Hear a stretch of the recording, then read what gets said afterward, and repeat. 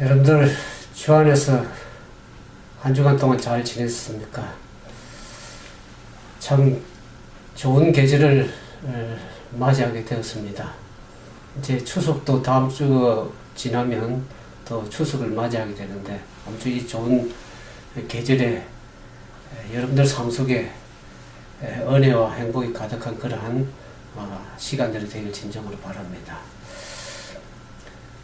참 이 좋은 계절에 여러분들이 참 좋은 일만 생겨야 되는데 또 한국에 계신 우리 친구님들 경제도 힘들어지고 또 안보도 불안한 그러한 시대를 맞이해서 얼마나 마음에 힘들어하는 사람들이 많은지 알 길이 없습니다. 아무튼 우리가 이러한 시간에 살면서 시대에 살면서 우리가 마음을 어떻게 가져야 될 것인가 하는 생각을 하게 됩니다. 그래서 오늘 우리가 세상 정보에 대한 온통 관심들을 다 많이 가지게 됩니다. 안 가지려고 해도 언론이나 매체들을 통해서 얼마나 많은 소식들이 들려오니까 안 들을 수가 없고 귀를 막고 눈을 막을 수 없는 시대입니다. 그렇지만 우리가 거기에 온통 정신을 빠져서 그렇게 살기보다는 우리가 진정으로 더 의미있고 가치있고 진정한 거기에 관심을 가져야 되겠다 그런 생각을 해봅니다. 여러분들 계시록 12장 12절의 말씀에 보면 이런 말씀이 있습니다. 우리 시대가 왜 이렇게 힘들어졌나 하는 것을 좀 이해를 각성을 시켜드리기 위해서 말씀을 드립니다. 계시록 12장 12절에 보면 그러므로 하늘과 그 가운데 거하는 자들은 즐거워하라. 그러나 땅과 바다는 화 있을진저 이런 마귀가 자기의 때가 얼마 남지 않은 줄 알므로 크게 분내어 너에게 내려갔습니다. 지금은 많은 어제도 그런 소식이 많이 들렸습니다. 태풍 플로렌사가 허리케인이 올라와서 이 버지니아까지 올라오지 않는 사람들이 굉장히 걱정을 했습니다. 근데 이 사우스캐롤라이나, 노스캐롤라이나 올라오면서 비를 얼마나 뿌렸는지 온통 잠기는 그러한 광경들을 보게 됩니다. 앞으로 태풍과 화재와 홍수 이런 것들은 더 끊임없이 일어날 것입니다. 땅과 바다는 진정으로 화를 당하는 시대는 사단이 크게 분노하는 시대에 우리가 살고 있다는 것을 영적인 그리스도는 좀 깨달을 것입니다. 그래서 사단이 자기 때가 얼마 남지 않은 걸 알므로 이 땅과 바다, 땅에 속하는지 얼마나 흉흉하게 삶을 이끌어가는지 알 길 없습니다. 사단은 온통 세상 일에 이 경제라고 하는 것을 볼모로 잡아가지고 자신의 이익, 특히 그 나라와 나라 사이에 이 경제적인 이익 가지고 얼마나 사람들을 나라끼리 분노하며 전쟁의 정신이 휩싸이는지 알 길 없습니다. 그게 온통 정신을 혼란시키고 또 정신을 빼앗기게 하고 그래서 사단이 분노하는 그 정신을 사람들이 다 갖기를 원하는 것입니다.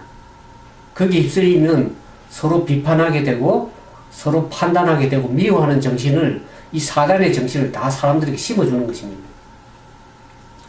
사람들에게 거룩한 성령으로 물들게 하는 것이 아니라 이 세상의 영에 물들어서 세상의 지배를 받게 한다는 것을 우리는 성경을 통해서 알게 되는 것입니다. 여러분들 성경의 9가지 열매가 뭡니까?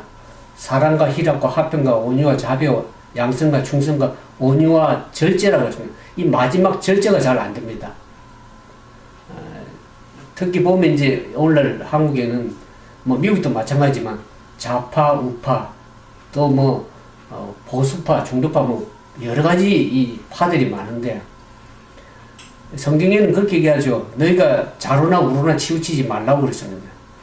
저도 이게 자꾸 언론을 접하고 이러다 보니까 우파가에 더 관심을 갖게 되는데 그렇게 되면 또 좌파가 또 비판을 하게 되고 서로 미워하고 분노하고 그래서 세상의 영의 지배를 받아서 우리의 품성이 어떻게 바뀝니까? 지금 시대는 하나님의 인을 받기 적합한 사람이 되기보다는 짐승의 표를 받기 적합한 짐승의 형상으로 닮아가는 것입니다. 하나님의 형상으로 닮아가야 되는 사람임에도 불구하고 사단은 이제는 온통 사람들을 어떻게 합니까?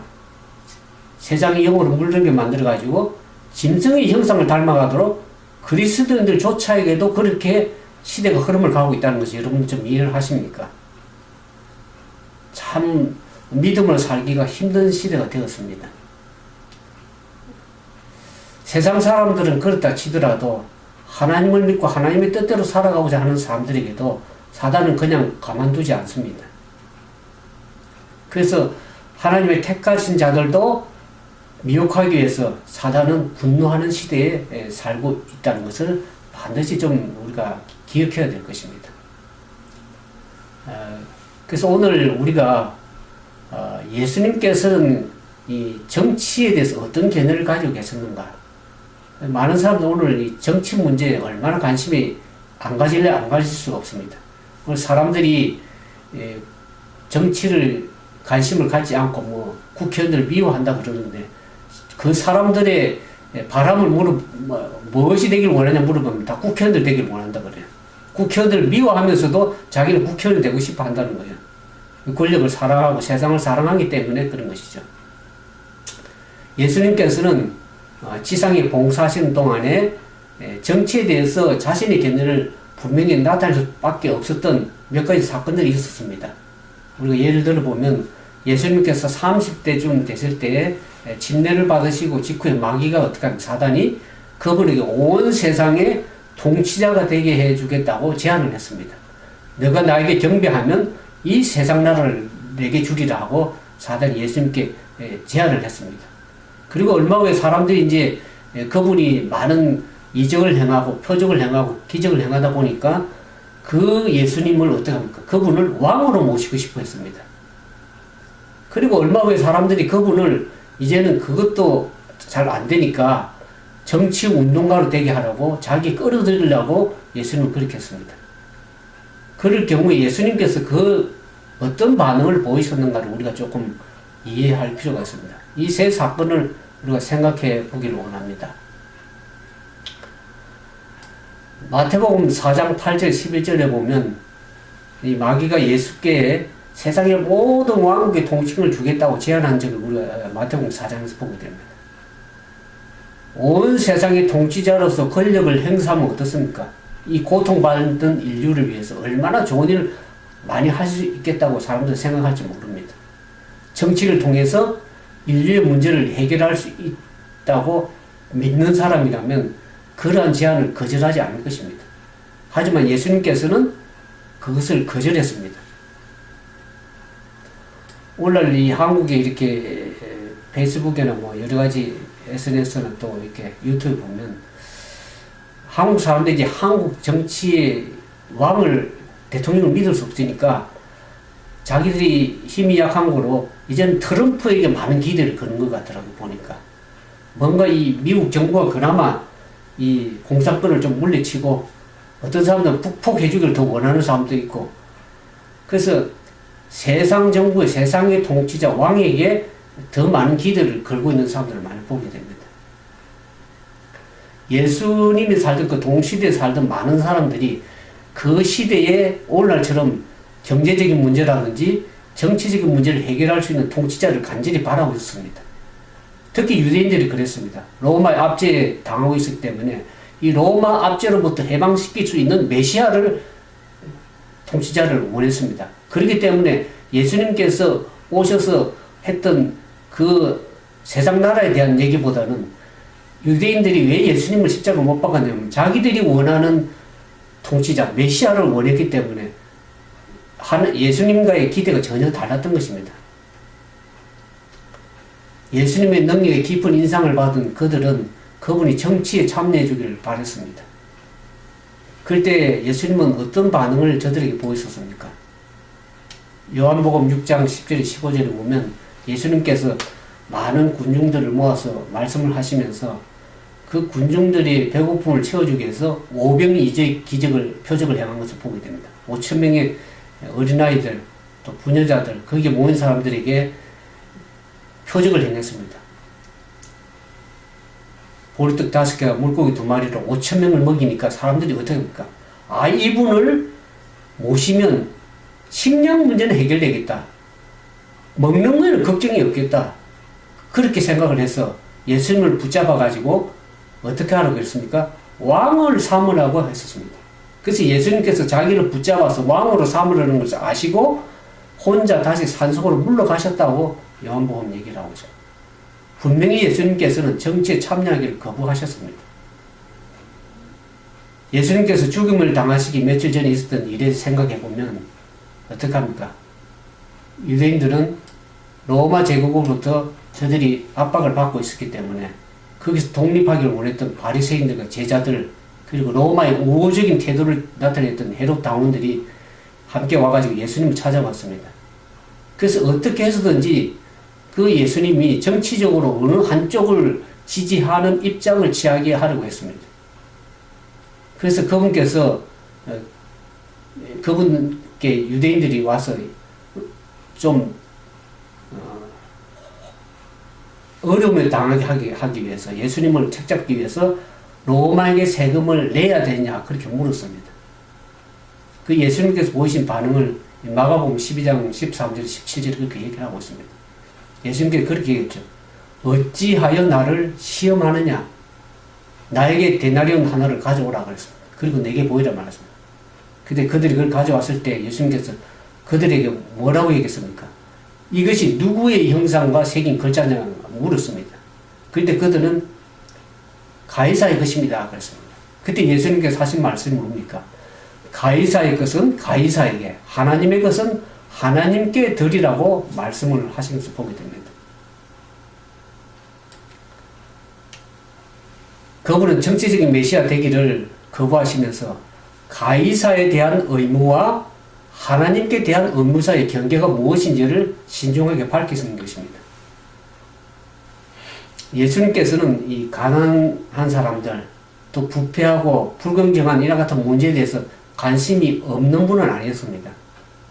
사실 성경에 보면 그분이 많은 불행한 사람들, 불쌍한 사람들, 또 병자들을 보시고 매우 가슴 아파하시고 그들을 고쳐주신 경우를 많이 봅니다.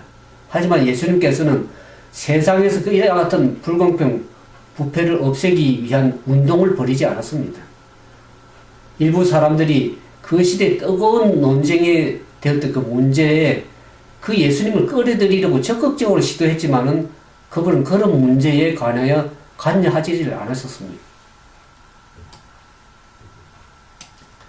이러한 예들을 보면 예수님께서는 정치 문제에 관여하기를 분명히 거부하셨다는 것을 우리가 알 수가 있습니다. 그러면 오늘날 그리스도인들은 어떠해야 되는가? 그리스도인들은 어떤 입장을 취해야 할 것인가라는 것이죠. 예수님께서 정치에 관여하지 않으신 이유가 어디에 있습니까? 예수님께서 병든 사람을 고쳐주고 또 죽은 사람도 살리는 일로서 그분의 명성이 자자하게 되었습니다. 그분이 강력한 표징들을 행하고 하나님께서 하나님에 관해서 가르치시자 수많은 사람들이 거기에 감동을 받고 감탄했습니다. 그래서 예수님께서 그 굶주리 있는 사람들을 따로 모여 앉게 하셔서 그 하나님께 기도하시면서 많은 사람들을 오병이를 먹인 기적을 우리가 요한복음 6장에 보게 되죠. 그때 사람들의 반응이 아까 말씀드린 것처럼 예수님께서 기적을 행하신 것과 또 그 숙련된 지도력을 발휘해서 군중들을 이끄는 것을 보시고 어떡합니까? 그야말로 더 없는 완벽한 왕이다. 이렇게 결론을 지었습니다. 오늘 인터넷에 보니까 사실 한국도 좌파가 많고 우파도 있지만 진정한 보수적 우파도 사실은 거의 그런 사람들이 없어서 그런 사람들을 세워서 대통령을 세워보고자 하는 그런 의견들도 얘기 나누는 것을 봤습니다. 사랑하는 조국이 외세 통치에 저들이 시달리고 있을 때 그 유대인들은 얼마나 유능한 통치자가 저들이 절실히 필요했는지를 성경 중에서 보면 그들의 필요를 느낀 것을 알게 됩니다. 그래서 예수님께서 만약 정치에 발을 들어놓는다면 얼마나 우리가 좀 이 로마 압제로부터 이 나라를 해방시키고 더 넓은 나라를 세울 것인가 그런 생각을 많이 하게 된 것 같습니다. 그래서 이런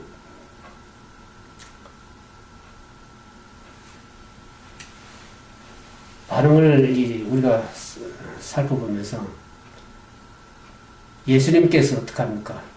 그분은 자기를 붙잡아서 왕으로 삼으려는 걸 그분이 이미 아시고 그들이 물러나셨다. 산속으로 물러나셨다고 성경이 얘기를 하고 있습니다. 비록 자기 나라가 그러한 정치적인 어려움을 겪고 있었지만은 그 정치에 관여하기를 단호하게 거절하신 것을 확고한 태도를 보인 것을 알게 됩니다. 그리고 끝까지 그 입장을 바꾸지 않았습니다. 그래서 요한복음 17장 16절에 보면 예수님을 따르는 자들도 그와 같은 태도를 나타내야 된다고 말씀하신 것을 알게 됩니다. 예수님께 하신 말씀은 내가 세상에 속하지 아니한 가지 그들도 너희도 세상에 속하지 아니하였다 그랬습니다. 우리가 세상 나라에 비록 살고 있지만은 세상 나라에 속해서 사는 사람들이 아닙니다. 이 세상 나라는 얼마 그렇게 오래 가지 않을 겁니다. 여러분들이 다니엘서 예언을 연구하면 제가 말씀드렸지만 그 바벨론 강대했던 그 바벨론 나라 또 그리스 헬라 나라 로마 나라도 얼마나 세상을 통치적으로 지배를 했습니까? 그렇지만 그 나라를 다 열국이 흥망하고 쇠퇴한 것을 알게 됩니다. 그 당시 때는 그렇게 강력했지만은 시간이 지나면서 또 다른 세력이 올라오면서 다 무너지게 되는 것입니다. 아마 문재인 정부도 자기가 영원하게 통치하리라고 그런 생각을 할지 모르겠지만 세상 열국은 다 망해가는 것입니다. 그래서 다니엘서 보면 이 주권이 사람에게도 돌아가지 않고 뜨인 돌이 나타났다는 건 뭡니까? 이제는 국권이 진정으로 사람들에게 돌아가지 않고 하나님께 온전하게 채우는 굳건한 나라가 될 것이라는 것을 성경은 누차 강조하고 있습니다. 저도 그런 나라가 속히 오기를 다 원하실 것입니다. 아마 예수를 믿는 사람들이라면. 세상의 소식들을 들으면 속이 답답하게 느껴집니다. 얼마 전에 이제 페이스북에 보니까 어느 분이 글을 올더라고요. 한국에 살다 보니까 화병이 생긴다 그럽니다. 미국에 사는 저도 그런 한국 소식 들으면 속이 답답해지고 그러는데 오직 거기 사는 분들은 얼마나 답답하겠습니까? 우리는 이 세상에 속하지 예수님이 말씀하신 세상에 속하지 않은 같이 너희도 세상에 속하지 아니하였다고 얘기를 하고 있습니다.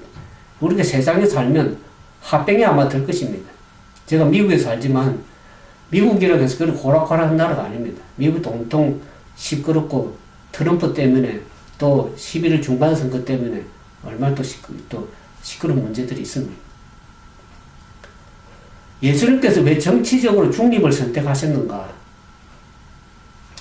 이 세상의 정치 문제와 관련해서 예수님께서 중립을 선택하신 데는 분명한 성경적 근거가 있다는 것을 우리가 좀 알 수가 있습니다. 그게 두 가지만을 우리가 생각해 보겠습니다.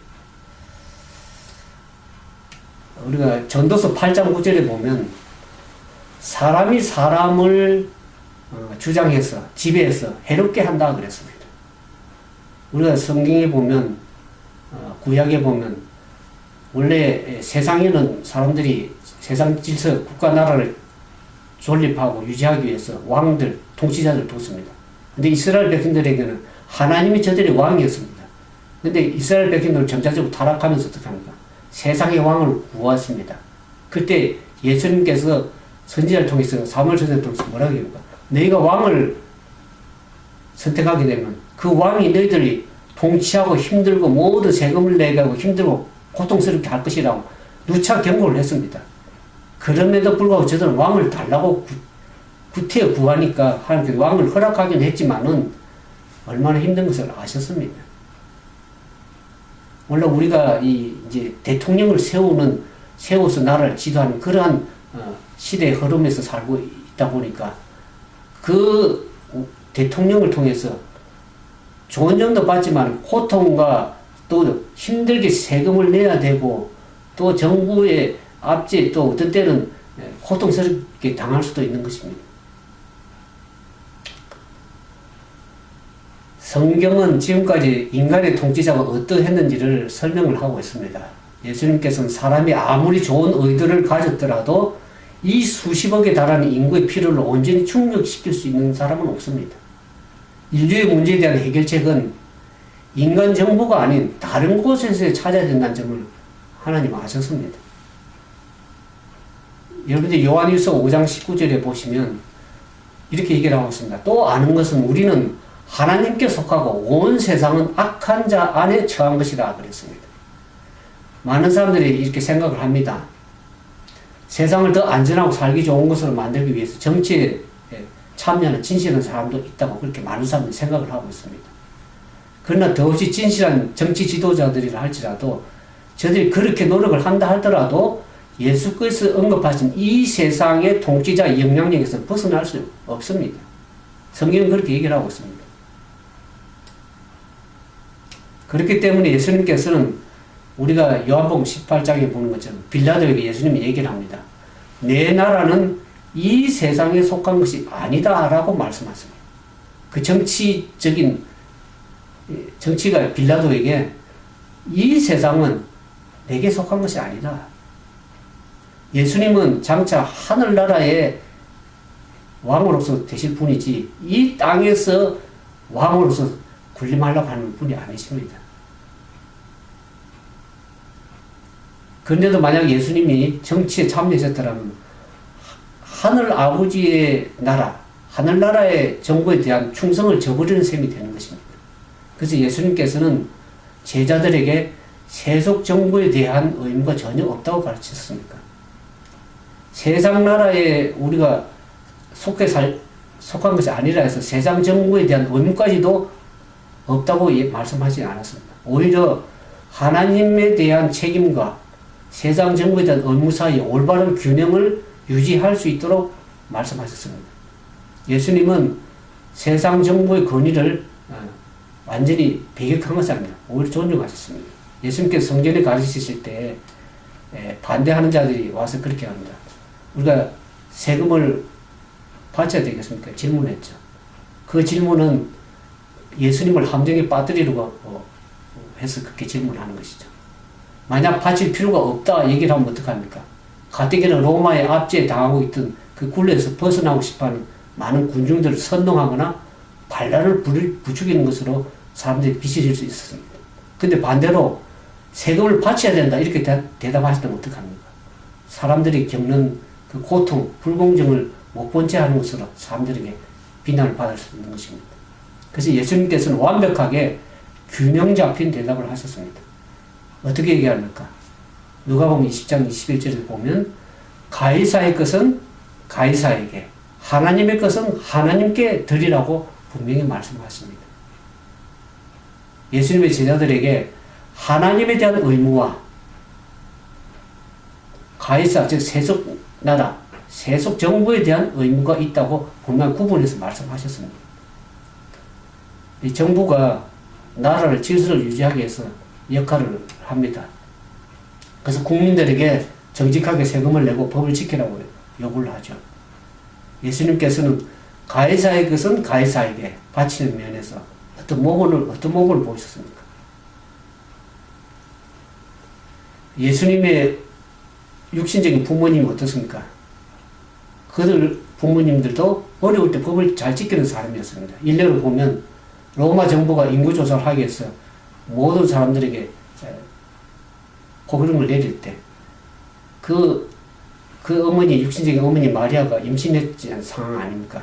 그래서 요셉과 마리아가 그 베들레헴까지 그 먼 지역까지 여행을 했습니다.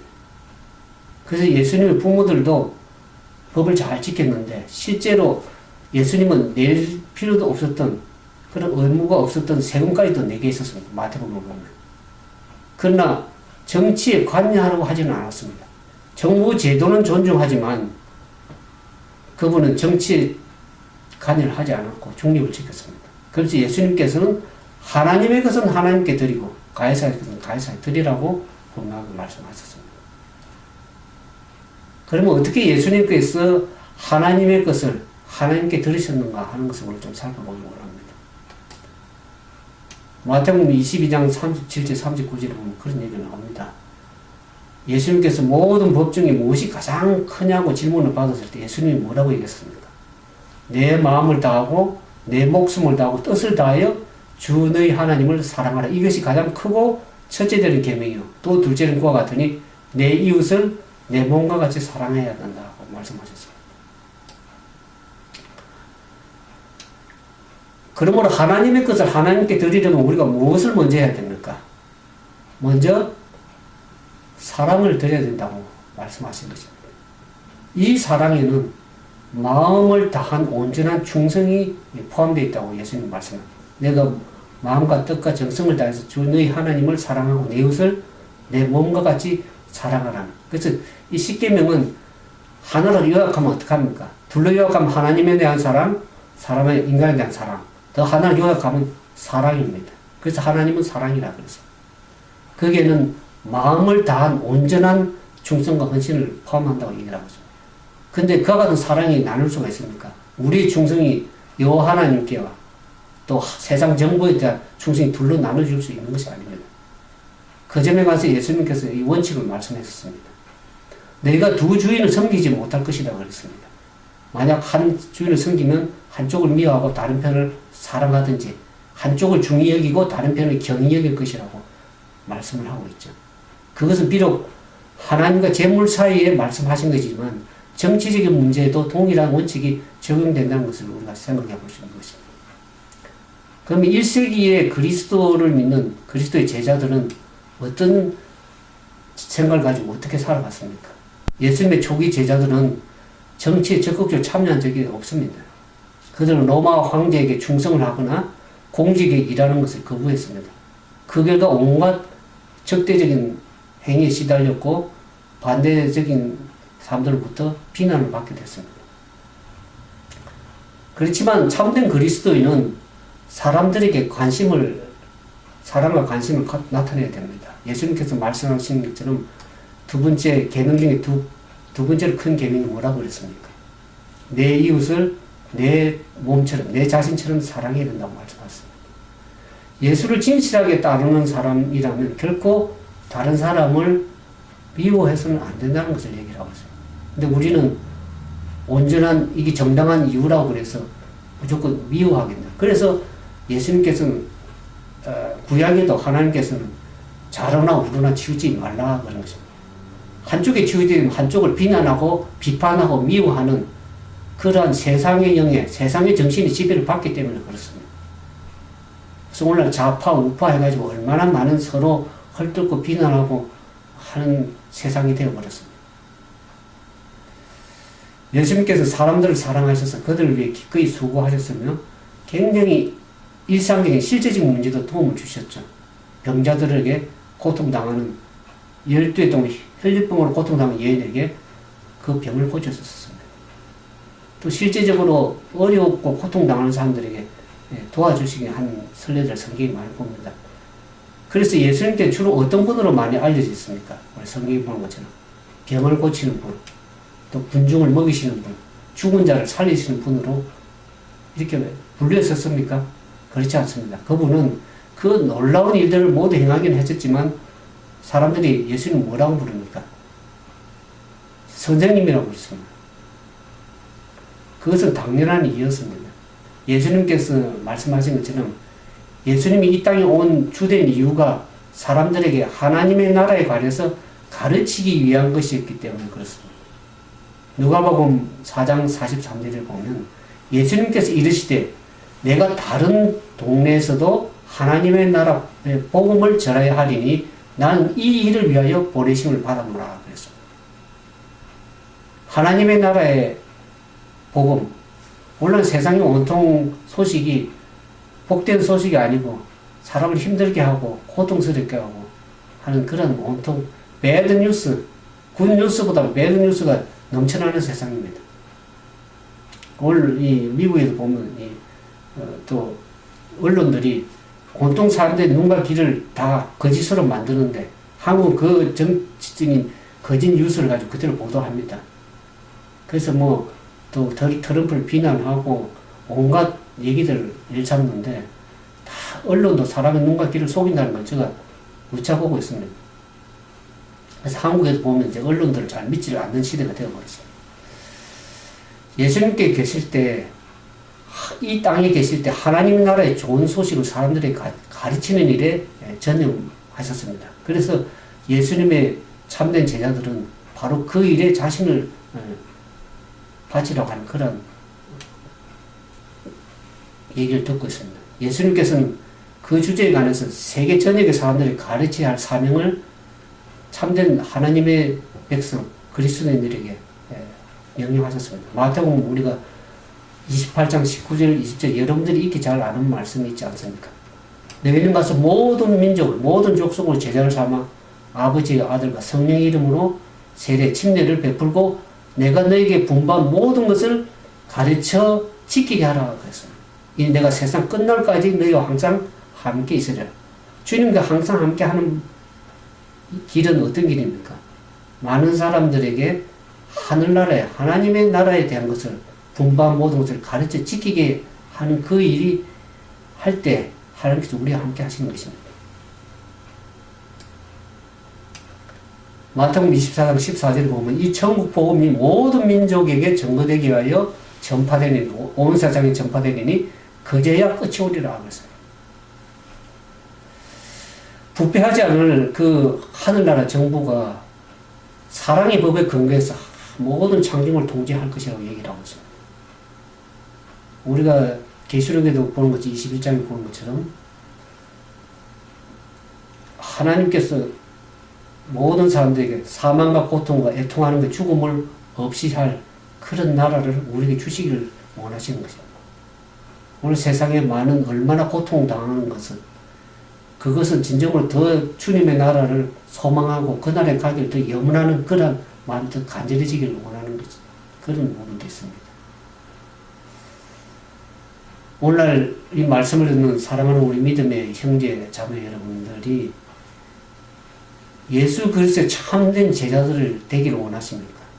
예수님의 참된 제자들을 찾고 있습니까? 그러면 현재 이 땅에서 그런 사람들이 누구인지를 우리가 어떤 사람인지를 우리가 좀 살펴보기 원하는 거죠. 이 세상의 정치에 참여하는 사람들이겠습니까? 아니면 예수님이 하신 것처럼 하나님의 나라에 관해서 전파하고 가르치는 일을 주된 사명으로 삼고 있는 사람들이겠습니까? 여러분들은 어떤 일을 행하고 있습니까?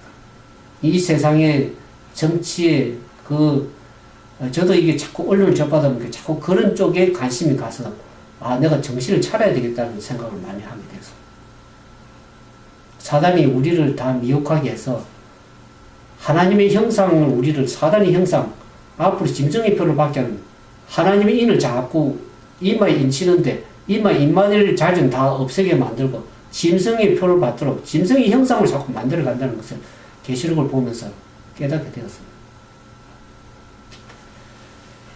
오늘 우리는 어떤 사람이 되어야 마땅한지를 성경이 얘기를 하고 있죠. 1세기 그리스도인들이 정치에 참여했는가? 예수님께서 하늘로 올라가시기 전에 제자들에게 전파활동을 어떻게 수행하는지를 명확한 지침을 알려주셨죠. 하지만 정치에 관련해서 어떤 말씀도 하시지 않았습니다. 우리 마태복음 28장 조금 전에 18절, 19절, 20절에 보면 어떻게 하나님 나라에 대해서 어떤 사명을 가지고 해야 될지 말씀하셨지 정치에 대해서 너희가 이렇게 해서 세상 나라의 정부에 어떻게 해달라고 요구해라고 그런 말씀하지 않았습니다. 따라서 예수님의 제자들은 참된 제자들 예수님께서 앞서 행하신 원칙 우리가 말씀드린 것처럼 가이사의 것은 가이사에게 하나님의 것은 하나님께 돌리라는 원칙을 계속 따르면서 1세기 그리스도는 그렇게 살았습니다. 오늘 그와 같은 원칙이 오늘 우리에게 동일하게 적용이 됩니다. 예수님의 제자들이 세상에 살면서 동시에 세상의 일부가 되지 않았던 것처럼 우리는 가해사의 것, 즉 국가에 속한 것이 무엇이며 하나님께 속한 것이 무엇인지를 우리 스스로 바르게 말씀을 통해서 분별하고 결정하며 그렇게 살아야 될 시대입니다. 사도 바울도 정치에 참여하는 것이 이 원칙에 벗어나는 것이라고 생각했습니다. 바울은 적법한 절차에 따라서 재판을 받을 수 있도록 자신의 권리를 보호하기 위해서 시민권을 적극적으로 이용을 했습니다. 그러나 당시의 정부 정책의 영향력을 행사하는 일을 결코 일절 가담하지 않았습니다. 근데 성경에 쭉 보시면 사도 바울이 그리스도인들에게 어떤 지침을 제시하고 있는지를 성경은 얘기를 하고 있습니다. 로마서도 보면 사도 바울은 이 고린도서나 에베소서나 심지어 로마의 주요한 도시들이 보내는 그 로마서에도 보면 그 편지 가운데 세속 정치에 대해서 왈가왈부한 내용이 전혀 들어있지 않습니다. 또한 그 책에서 바울이 정부에 대한 복종을 명령을 했지만 지역교회가 정부기관이 요구해야 될 정책에 대해서 자세하게 기술한 내용은 그 많은 편지서 가운데서 찾아볼 수가 없습니다.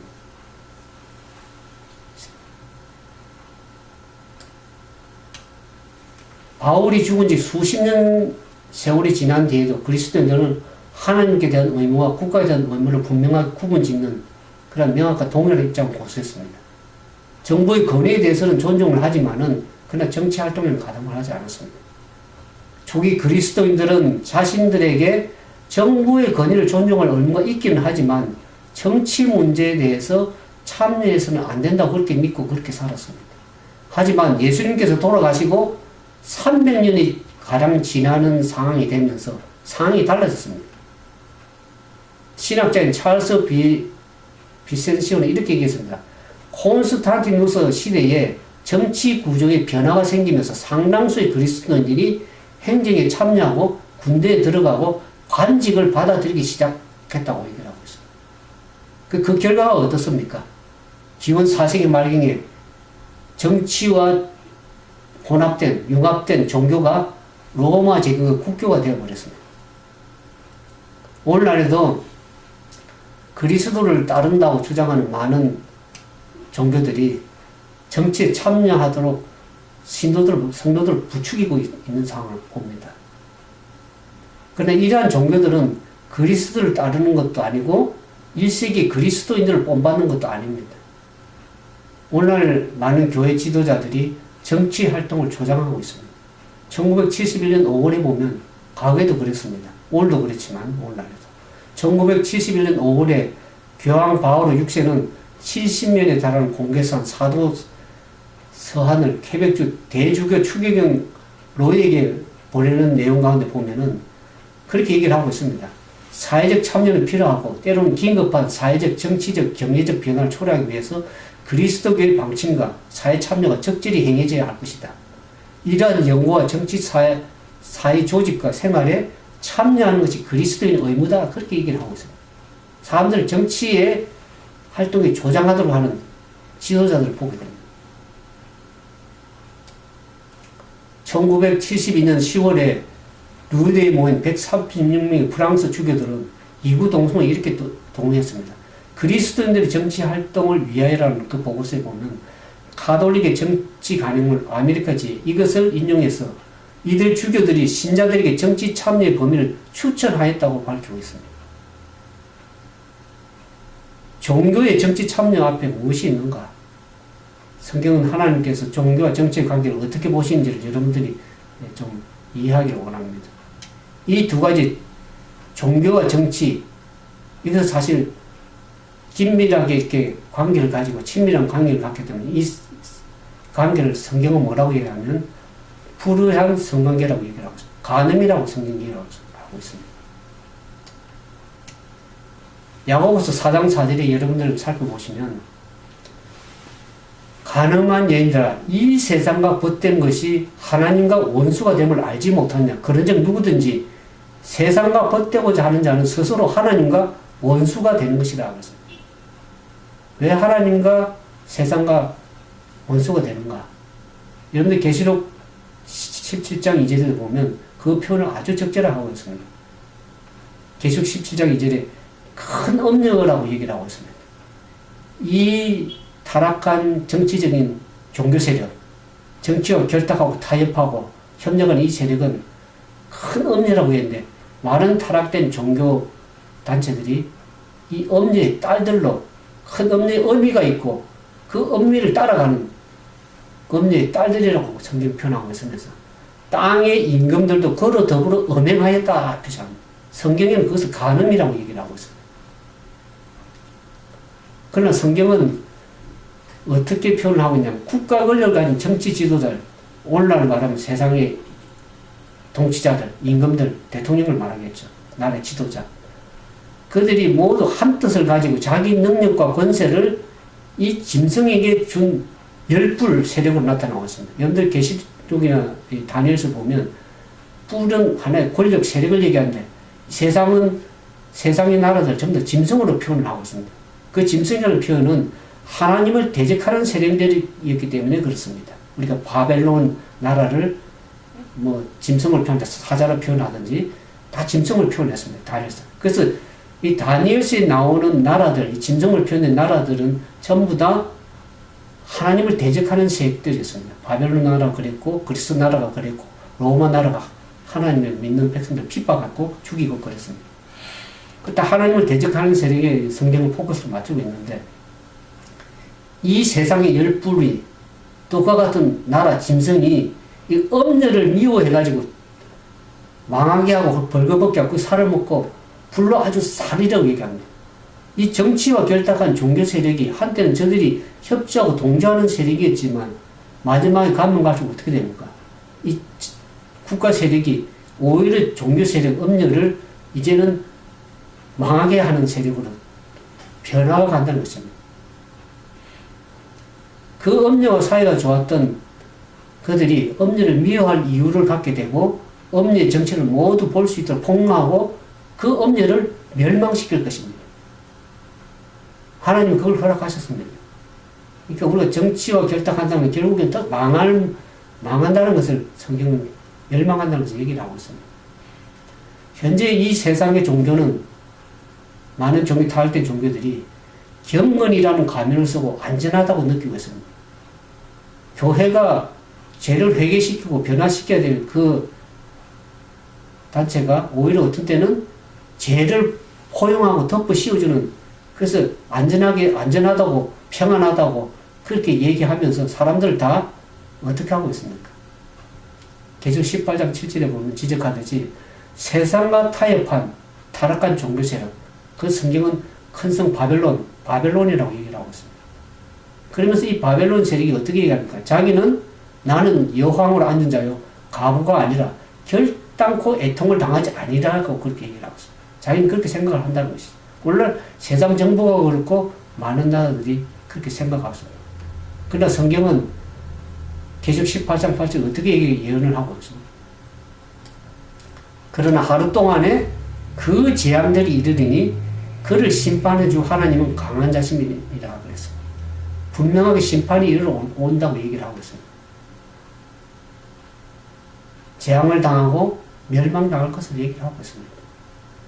그러므로 종교의 정치 참여는 하나님의 심판을 자처하는 일이고 정치적 통치자들로부터 오히려 의외로 멸망으로 인도될 것을 얘기를 하고 있습니다. 그리고 그 예언된 멸망은 놀랍게도 신속하게 갑자기 이루어질 것이라고 얘기를 하고 있습니다. 오늘 참된 그리스도인들이 이러한 동일한 멸망을 피하기 위해서 무엇을 할 수 있는가? 여러분들 무엇을 할 수 있다고 생각하십니까? 계시록 18장 4절에 보면 명백하게 우리가 알려줍니다. 이와 같은 바벨론에서 나오라고 얘기를 하고 있습니다. 내 백성아 거기서 나와 그 죄에 참여하지 말고 그에 받을 재앙들을 받지 말라고 계속 경고를 하고 있습니다. 그런 경고에도 불구하고 사람들이 예언을 알지 못하면 자기가 옳고 그런 일이기 때문에 그것은 옹당한 일이라고 생각하고 그렇게 하게 되면 그것은 하나님의 심판을 자처하는 일입니다. 만일 여러분이 하나님을 기쁘시게 하고자 원한다면 세상 정치로 불순하게 된 그런 종교 세력에서 나와야 될 것입니다. 성경이 얘기하고 있죠. 하나님 앞에 정결하고 더러움이 없는 경건은 뭐라고 그랬습니까?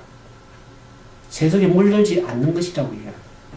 하나님 앞에서 정결하고 더러움이 없는 그러한 종교, 그러한 신앙의 모습을 가지라고 성경이 얘기를 하고 있습니다. 우리 계시록을 살펴보면 14만 4천인들은 결코 그런 세속에 물들지 않았다는 것을 알게 됩니다. 우리 계시록 14장 4절에 말씀하신 것처럼 이 사람들은 14만 4천을 얘기합니다. 4절에 3절에 보면 14만 4천인밖에 이 노래를 부를 자가 없다고 얘기를 하면서 이 사람들은 여자와 더불어 더럽히지 아니하였다 그랬습니다. 교회가 세속화되고 타락화되고 정치와 결탁하고 거짓 오류가 들어와가지고 사람들 다 미혹하게 해서 독주에 취하게 한 이 시대에 이 사람들은 여자와 더불어 더럽히지 아니하고 순결한 자라 어린 양이 어디로 인도하든지 따라가는 사람들입니다. 그래서 이 사람들은 사람들 가운데 속량함을 받은 처음 익은 열매로 하나님과 어린 양에게 속한 자들이라고 했습니다. 그 사람들이 하나님 원하시는 것이요 하나님께 원하시는 열매라는 것이죠. 그래서 제가 이 페이스북에 14만 4천의 성경을 세우고 이 말씀을 계속 강론하고 예언의 말씀 풀어진 이유가 이제는 때가 되었기 때문에 말씀드리는 것입니다.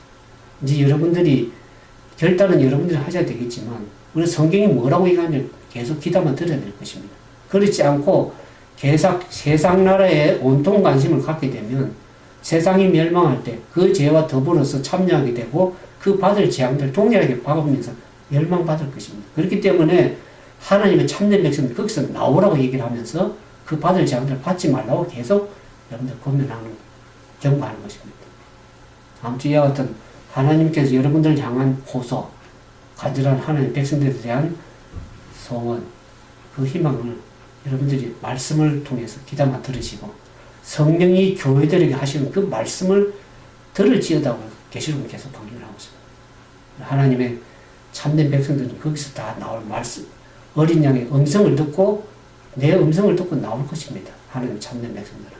아무튼 그와 같은 우리가 성령께 귀가 열려진 사람들, 그래서 그 말씀을 들을 줄 아는 귀가 가진 하나님의 믿음의 백성들 다 되기를 진정으로 바라면서 그와 같은 백성들이 우리 가운데 많이 일어나기를 바라면서 말씀을 마치겠습니다. 함께 기도하겠습니다.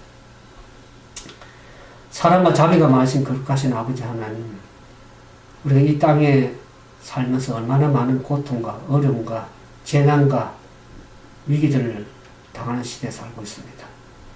이와 같은 것은 우리가 주님의 오심을 구속이 가까웠음을 깨닫고 우리가 머리를 들어 주님의 오심을 바라보면서 이제는 세상 나라에 관심을 갖기보다는 하나님 나라에 대한 관심을 가지고 하나님 나라를 전파하며 주님의 뜻을 이루어나가고 우리의 마음과 귀를 열어서 주님의 음성을 듣고 그분의 음성에 순종하는 하나님의 참된 백성들, 그 구속의 처음 열매들이 나타나기 원하신 하나님의 뜻을 이루어가는 그런 귀한 삶이 되기를 원합니다.